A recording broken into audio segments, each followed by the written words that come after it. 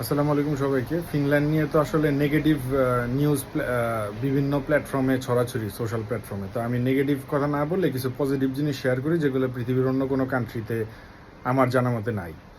একটা হচ্ছে, আপনার যত বছরই স্টাডি গ্যাপ থাকুক আপনি ফিনল্যান্ডে আসতে পারবেন। আপনি বাংলাদেশে ডিপ্লোমা, ব্যাচেলার, মাস্টার্স যাই কমপ্লিট করেন, ফিনল্যান্ডে আবার ব্যাচেলারের জন্য আসতে পারবেন। আপনি ইভেন মাস্টার্সের জন্য মাস্টার্স কমপ্লিট করে আসতে পারবেন বাংলাদেশ থেকে।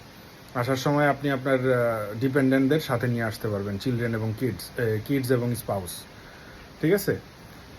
এবং আপনি বাংলাদেশের ড্রাইভিং লাইসেন্স এখানে এনে 7 দিনে আপনি ওটা ট্রান্সফার করে দিবে আপনাকে, ইউরোপিয়ান ড্রাইভিং লাইসেন্স দিয়ে দিবে। জার্মানি, ইউকেতে ড্রাইভিং লাইসেন্স নিতে কি কষ্ট, এটা জিজ্ঞেস করে দেখেন আপনার ফ্রেন্ডস অ্যান্ড ফ্যামিলি যারা আছে ওইখানে। আপনি স্টুডেন্ট অবস্থায় ফিনল্যান্ডে কোম্পানি স্টার্ট করতে পারবেন। তো আর কি ফ্যাসিলিটি চান অ্যাজ এ স্টুডেন্ট? ঠিক আছে? তো নিজে প্রিপারেশন নিয়ে ফিনল্যান্ডে অ্যাপ্লিকেশনের জন্য রেজিস্ট্রেশন করে ফেলেন। আল্লাহ হাফিজ।